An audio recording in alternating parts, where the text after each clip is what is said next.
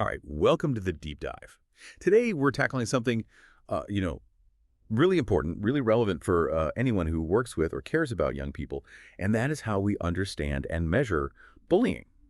And of course, we're not just talking about, the kind of bullying that some of us might remember from back in the day, but also this whole new world of cyberbullying that's emerged. And one of the things that I found really interesting going into this is that, it's not as simple as it might seem to actually pin down exactly what we mean by these terms, and you know how to measure how widespread they are. Absolutely. If you think about it, if we don't have a solid way to define bullying and a good way to count how many times it's happening, then we're kind of trying to solve a puzzle without knowing what the pieces should look like.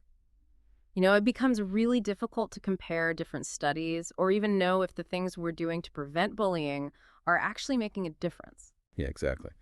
So for this deep dive, we're going to kind of unpack how researchers are approaching this whole challenge of definition and measurement, starting with that kind of bedrock understanding of traditional bullying. Then we'll explore how cyberbullying, fits in or maybe kind of stretches those initial ideas. And then finally, we'll dig into the nuts and bolts of how we actually try to count and understand these behaviors. So let's jump in. Yeah. What do we know about traditional bullying? Well, the definition that has been the most widely accepted for a few decades now goes back to the work of Dan Olvis in the early 90s. And it describes bullying as intentional negative actions. But a really key part is that these actions happen repeatedly over time, and there's a power imbalance between the person who is bullying and the person who is being targeted. Right. So it's not just kids, being mean to each other once or, even just kind of general conflict. There's got to be that pattern and that power difference. And these negative actions can take a lot of different forms, right? Yeah, absolutely. Research has kind of identified a few main categories. You've got verbal bullying, which includes things like name calling, teasing in a way that's meant to be hurtful, and making threats.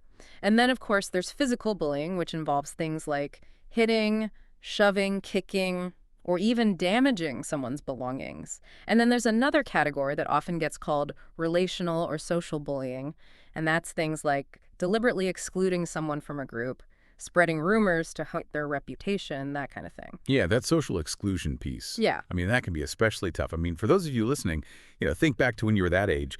How much did social connections matter? It's not always as obvious as, someone getting physically hurt, but that impact can be really, really deep.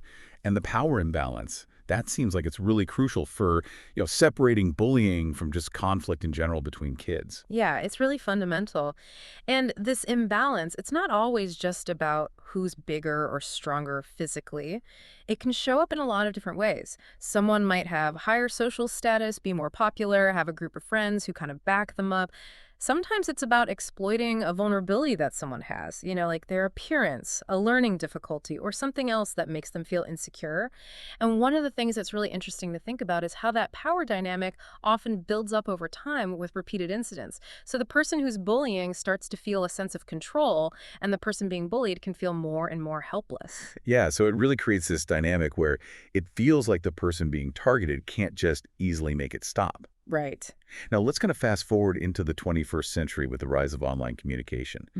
Cyberbullying, I mean, this has become a really significant concern. It has. And, if you look at how widespread internet access is among young people, there were studies from around 2008, 2013 that showed something like 9 out of 10 adolescents were online. It's clear that, digital platforms have become this major part of their social lives.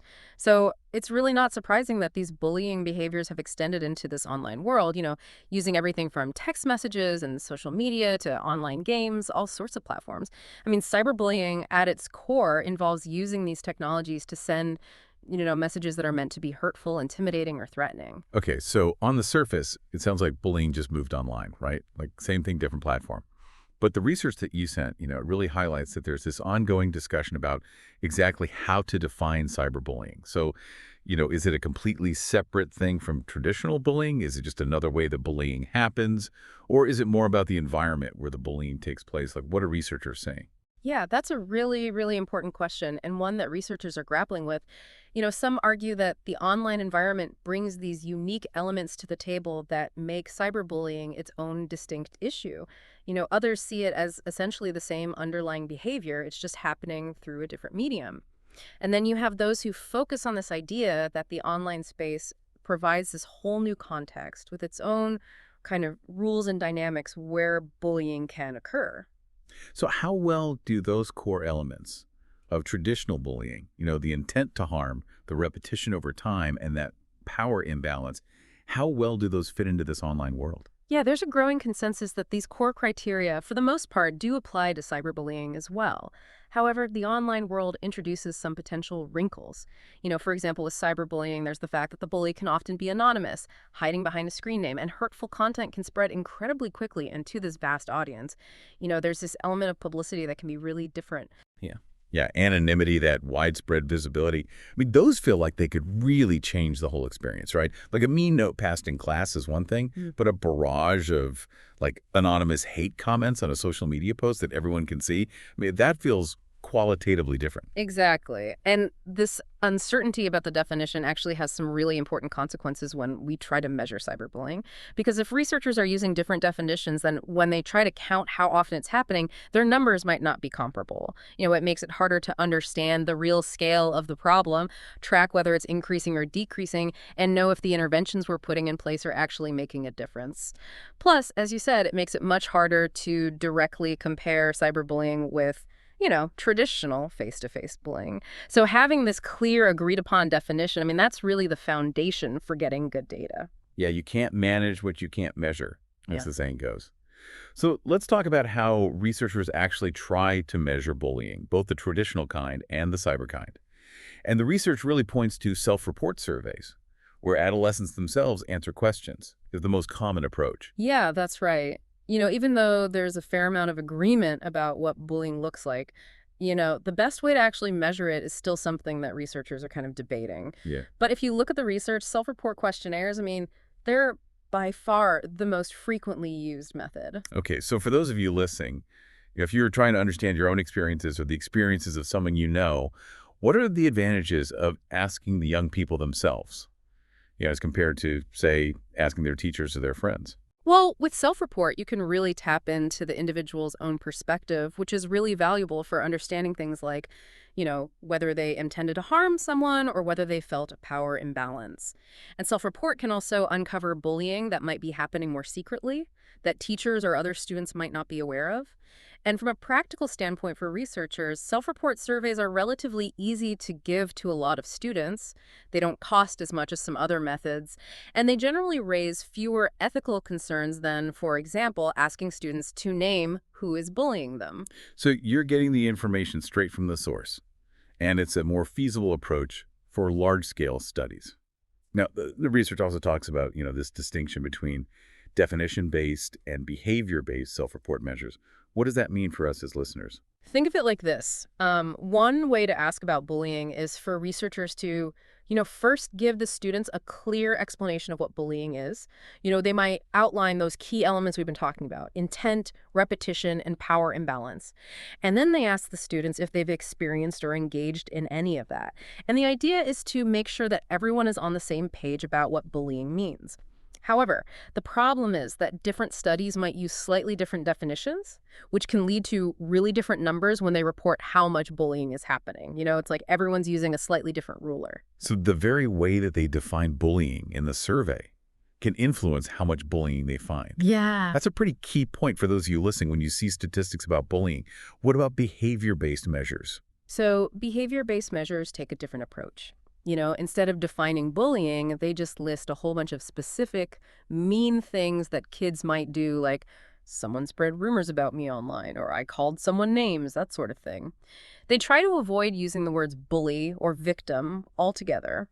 And the goal here is to try to get a more unbiased report of these negative behaviors, without all of the baggage that comes with the term bullying. But a potential downside is that these lists of behaviors might end up capturing things that aren't really bullying according to the standard definition.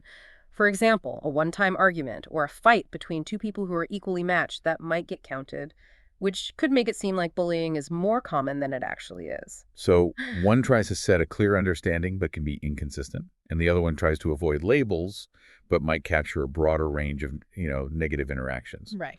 Then we've also got, the way the surveys themselves are structured. There's this distinction between single item versus multi-item questions. Right. What's the difference? So some researchers argue that you can get a pretty good handle on how much bullying is happening by just asking one direct question, like, have you been bullied in the past month? And it's definitely a quick and easy way to get a general sense. But the counter argument is that bullying is a complex issue with lots of different aspects to it. So a single question might not really capture the whole picture. And it might miss important details. Plus, it's easier for people to misinterpret a single question. So whereas multi-item scales would ask about a range of specific bullying behaviors. Exactly. By including several questions that ask about different types of bullying, like physical, verbal, social, cyber, you can get a much more detailed and reliable picture.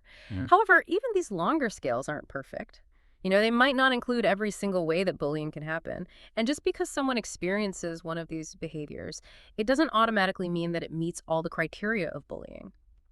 The intent, the repetition, the power imbalance. And, some of the behaviors that are listed might be more serious or have a bigger impact than others. Right. And so, So it sounds like the most comprehensive approach is maybe using both, right? So general question to kind of get an overall estimate, followed by more detailed questions to get into the specifics of what's happening. that's generally the feeling, yeah. Okay. Using both can give you a broader understanding of how prevalent it is, and then also provide more in-depth information about the different forms it's taking. Okay, so, we've talked about these three key elements in defining bullying: intent, repetition, and power imbalance. But how do you actually translate those ideas into survey questions that adolescents, can understand and answer accurately? Yeah, that's one of the big challenges. Because it seems hard, right? Like, how do you get inside someone's head to know their intent? Yeah, self-report relies on the person who's answering the survey to interpret the situation, including whether they thought that someone intended to harm them. And that can be subjective. So, for example, someone might do something as a joke, but the person on the receiving end might feel really hurt by it and see it as bullying. And the research also raises this point that maybe repeated incidents aren't always necessary for something to be considered bullying, especially if a single event causes significant and lasting fear. So just asking, did someone intend to hurt you? Or has this happened more than once? That might not be enough. Exactly. And while a lot of surveys will provide a definition of bullying at the beginning, that doesn't automatically mean that the individual questions that follow are really capturing those core definitional criteria. However, some researchers have really made an effort to include questions that specifically ask about the respondent's perception of intent and whether they felt there was a power imbalance. And this approach seems really promising for, more accurately identifying who has been victimized. And getting that information about all these different aspects of the definition can really help us to understand the severity of different bullying experiences. And it can also make better comparisons between, what happens in person and what happens online. Okay, so there's a move towards more refined ways of asking these questions, getting this core elements. Are there any specific survey tools that are kind of particularly well regarded in the field of bullying research? Yes, absolutely. One of the most widely used and well-tested tools is the Revised Always Bully Victim Questionnaire, often just called the OBVQ. It's been around for a while, and it's been updated over the years. And it includes, single questions about, how often someone has been bullied or has bullied others, as well as more detailed sets of questions that ask about different forms of bullying, like physical, verbal, and what's called indirect bullying. And more recent versions also include some questions about cyberbullying. Okay, and what kind of information has the OBDQ, what has it actually told us about how common bullying is? Well, studies using the OBVQ have provided some really valuable insights. For instance, a large study in Norway found that around 10% of students reported being bullied, in the past couple of months, and about 6.5% reported bullying others. Another study, a World Health Organization study in the U.S., which used a version of the OBVQ, found a higher overall rate of involvement, closer to 30%. That study also found some interesting gender differences, with boys being more likely to report being both bullies and victims, and younger students reporting more frequent involvement than older students. So pretty significant numbers there, whichever study you look at. Yeah, absolutely. Now, while the OBVQ seems to be kind of a key tool in the field, the research also points out that there isn't like one single multi-item questionnaire for adolescent bullying that everyone uses. Yeah, that's true. While many different multi-item scales have been developed by researchers, they often have their limitations. Some might focus only on whether someone has been a victim, while others might have different sets of questions for victims and for those who bully others. Also, some scales might not cover all the different ways that bullying can happen, especially the more subtle or indirect forms. And then, importantly, there's often not a huge amount of evidence to show, exactly how well these multi-item scales are actually measuring what they're intended to measure.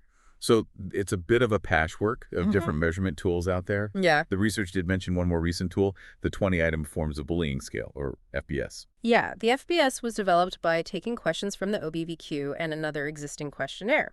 And it's designed to measure both bullying that happens, face to face, and bullying that happens online. And studies with students in Australia have kind of supported its reliability and validity. Interestingly, this scale has found some connections between being bullied and having mental health difficulties, and between engaging in bullying and having conduct problems. However, it's worth noting that the FBS wasn't specifically created as a comprehensive measure of cyberbullying on its own. Which brings us to, the particular challenges of measuring cyberbullying. It's got these unique characteristics that might not be fully captured by tools designed for traditional bullying. Right, exactly. So, a common way to define cyberbullying is as aggressive and intentional acts that are repeated over time, using electronic communication, against someone who has difficulty defending themselves. And it's important to try and distinguish this from more general online aggression, which might not involve that power imbalance or the repeated nature. And there's some evidence suggesting that you can incorporate cyberbullying into existing bullying questionnaires, either by adding general questions about, online experiences or by asking about specific online behaviors. And going back to that conversation about, how we actually define cyberbullying, does that debate also affect how we measure it? Absolutely. Whether you think of cyberbullying as, a distinct type of bullying, just a new place where bullying happens, or a different way of communicating harmful messages, that's going to influence, the kinds of questions you ask and how you interpret the answers. For example, there was one study that found that when measures specifically used the word bully and directly asked about power imbalance, repetition, and, how long it lasted, they were better at accurately identifying cyberbullying and avoiding misclassifying other kind of online interactions. So being clear about that bullying aspect and those key criteria still seems to be important, even in the online world. It does seem to be, yeah. Now, even the latest versions of the OBBQ, right, they've added some general questions about experiences with cyberbullying. They have, yeah, both as a victim and as someone who bullies others. And while researchers have, identified lots of different online behaviors that could be considered cyberbullying across all sorts of platforms, the fact that there's a lot of overlap suggests that maybe focusing too much on the specific technology that's used, isn't the most crucial thing. However, it's important to remember that many of the existing questionnaires designed to measure cyberbullying still need, more rigorous testing to make sure that they are truly reliable and valid. Right. The research also mentions a study that found that cyberbullying might actually be kind of a single underlying thing, even though it can take lots of different forms online. Yeah, a study in Italy suggested that even though cyberbullying can involve all these different actions, from sending mean text messages to, sharing embarrassing photos, it might actually be best understood as a single concept with different levels of severity. However, they also pointed out that, we still need to better understand how things like intent and power imbalance play out specifically in online interactions and make sure that our measurement tools are capturing those aspects. And those traditional criteria of repetition and power imbalance, those seem like they could be a bit different in the online world, right? They can be. For instance, a single hurtful post or image can be shared so widely and have this really lasting impact. So the idea of repetition, might not always look the same online as it does in face-to-face bullying. Similarly, power imbalance in the cyber context might not be about, physical size or social status in the schoolyard. It could be about things like who has more technological skills, who has more followers online, or who can remain anonymous. Some research has even suggested that, how distressed the victim feels and how easy it is for them to block or avoid the bully, those might be even more important factors in understanding the power dynamics online. And what about those unique aspects of cyberbullying, like, being able to be anonymous and the very public nature of some online attacks? How are researchers thinking about those? These seem to be really significant factors. The ability to be anonymous can make it harder for the victim to know who is targeting them, which can increase their feelings of vulnerability. It might even reduce the need for the bully to have traditional power in the real world. And then when bullying happens publicly online, where lots of people can see it, that can make the experience feel much more severe and humiliating for the victim. So some researchers are even arguing that, anonymity and how public the bullying is might be more important in defining cyberbullying than those traditional ideas of repetition and power imbalance. That's a really interesting shift in perspective. So what do young people themselves think about what counts as cyberbullying? Have researchers asked them about that? They have. There have been studies that have asked adolescents about, how they understand cyberbullying definitions. And they've provided some really valuable insights. Adolescents tend to emphasize how much the victim is affected, whether there was an intent to harm, and the role of anonymity, and, whether the bullying was public. Interestingly, they seem to think that repetition is more important for bullying that happens privately online, but less so for things that are public. And when the bully is anonymous, it seems to create more fear and insecurity for the victim.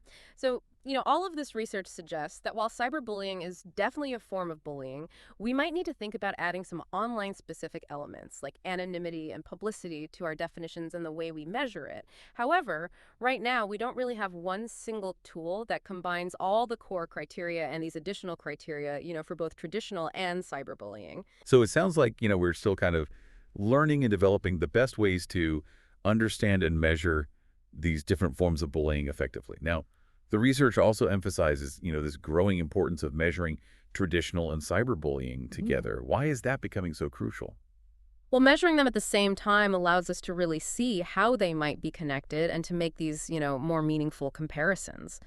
Studies that have looked at both have increasingly found that, they often happen together. For example, research using a statistical technique called latent class analysis has shown similar patterns of involvement in both traditional and cyberbullying, suggesting that it's not usually the case that, a young person is only bullied online or only in person. Often it's a mix. Yeah, for those of you listening, if you know a young person who's experiencing bullying, it's likely happening in different forms and in different places, not just in one specific context. Right, exactly. However, there have been some studies with slightly different findings.